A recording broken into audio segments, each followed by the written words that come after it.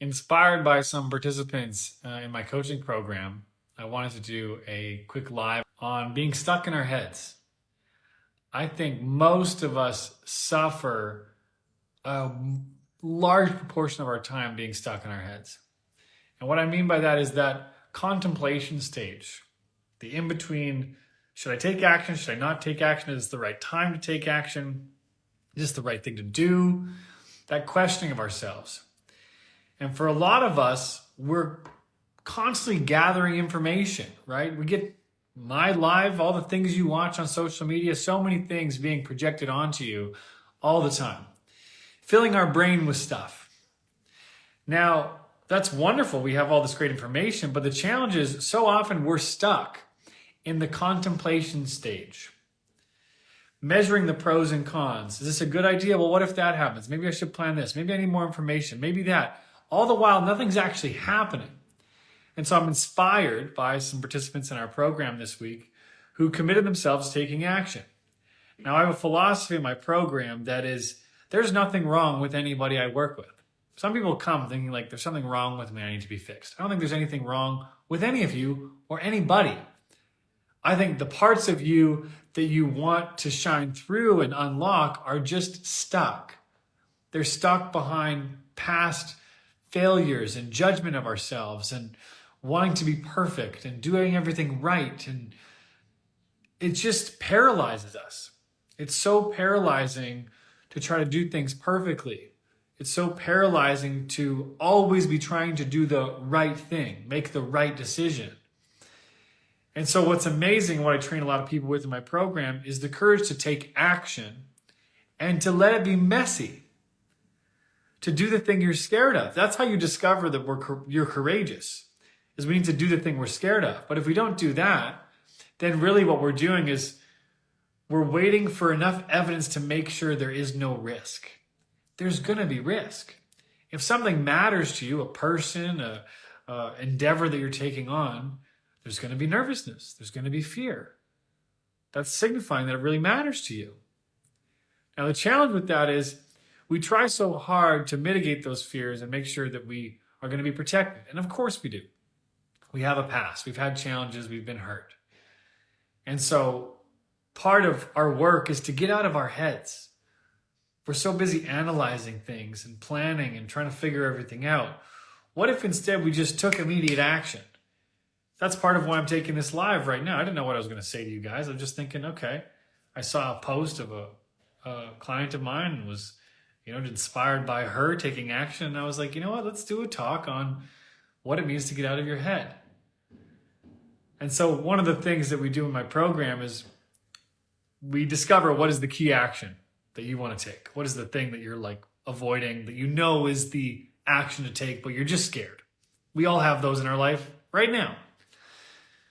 And by the way, one of them is like going live with you guys. I'm like, oh, is there enough time? My wife's making us breakfast right now. And maybe I'll wait till later. I wait to have more information or more planned out. It's like, fuck that. Let's take action. Let's take messy action, because when you do that, things move forward. And so one of the things we do in my program is, as we discover whatever the key actions are for you to take, we create a time frame for those actions, like a by when.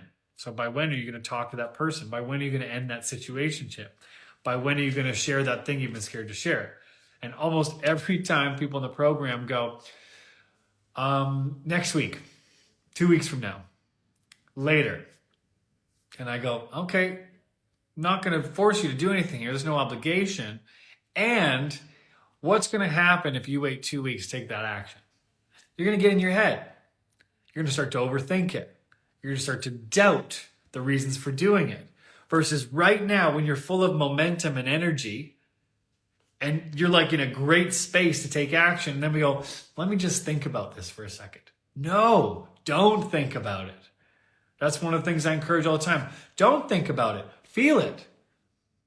You know there's something talking to you right now going, I want to lean into that. But what if it doesn't work out? Well, if it doesn't work out, now we got some real information we can work off of. One of the things I was doing when I was coaching is, when I first started coaching, I was judging myself all the time. Am I good enough? Maybe I'm not fit for this profession. And I made a promise to myself. I made a promise to myself that I was going to give it 2 years of my time. fully committed time. And if by then I didn't prove that I could be a good coach and make a difference for people, receive testimonials, receive great results, then I would quit. But I wasn't allowed to quit until then. Because here's the thing. When we get in our heads, we over-evaluate everything. Another client I was working with this week was saying to me that she doesn't feel like she can sell herself in interviews. We talk about all kinds of relationship stuff, right? Basically, most of it is the relationship to ourselves, because that's going to give way to all the relationships in our life. And she's like, I can't seem to sell myself in an interview. I feel like I'm shaking, like I can't speak clearly. And I was like, okay. And so did you not get a job this week? Like, were you applying for a job and you didn't get it? And she's like, no, actually, they said I was a great fit and they're going to let me know tomorrow.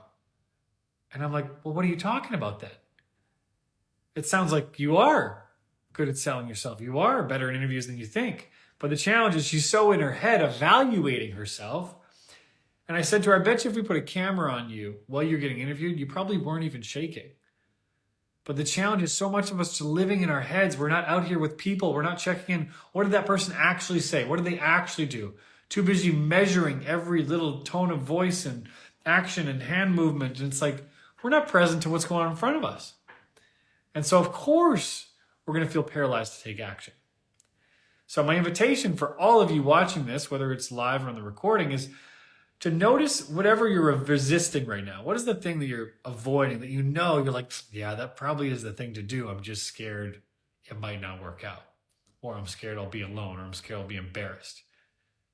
Whatever that thing is, make it smaller. It doesn't have to be dramatic.